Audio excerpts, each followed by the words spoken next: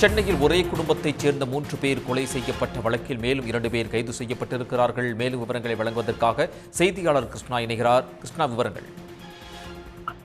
நிச்சயமாக கடந்த 26ஆம் தேதி வடமாநில நபர் ஒருவர் சாக்கு மூட்டையில் கொலை செய்யப்பட்டு போடப்பட்டிருந்தார். இது தொடர்பாக அக்கம்பக்கத்தில் உள்ளவர்கள் சாக்கு மூட்டையில் இருந்து ரத்தம் வருவதாக கூறி போலீசாருக்கு தகவல் கொடுத்ததை அடுத்து அதை ஆய்வு செய்த போது அவர் உயிரிழந்து கிடப்பது தெரிய வந்தது. இது தொடர்பாக 5 தனிப்படைகள் அமைத்து தீவிரமாக விசாரணை மேற்கொண்ட போது பல்வேறு திடுக்கிடும் தகவல் அடுத்தடுத்து வெளியானது.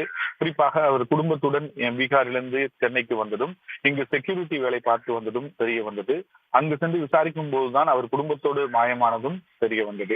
இதனை அடுத்து குடும்பத்தில் உள்ள மற்றவர்களையும் தேடி இவர்கள் தொடர்புடைய நபர்கள் யார், இவரை யார் கொலை செய்தார்கள் என்று 7 பேரை பிடித்து போலீசார் முதற்கட்டமாக விசாரணை மேற்கொண்டார்கள்.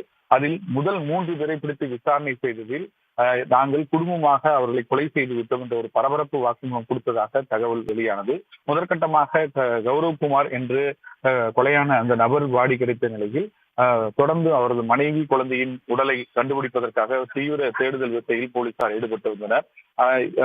இன்று காலைதான் குழந்தையின் உடல் கிடைக்கின்ற நிலையில் மனைவியின் உடலை தொடர்ந்து பெருங்குடி குப்பை கிடங்கு உள்ளிட்ட பல்வேறு இடங்களில் போலீசார் தீவிரமாக தேடி வருகின்றனர்.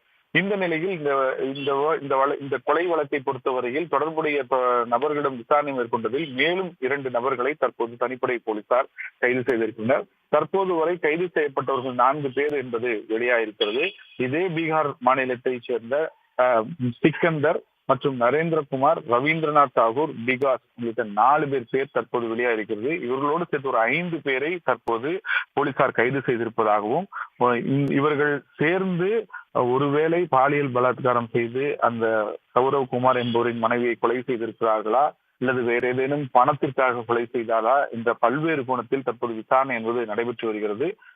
தொடர்ந்து அந்த மனைவியின் உடல், அதாவது இறந்த கௌரவகுமாரின் மனைவி உடல் கிடைக்கப்பட்டு பிரேத பரிசோதனை மேற்கொள்ளும் போதுதான் இறுதி கட்டமாக இது என்ன காரணத்திற்காக கொலை நடந்தது என்பதற்கு தெளிவாக தெரிய வரும் என போலீசார் தரப்பில் தெரிவிக்கின்றனர்.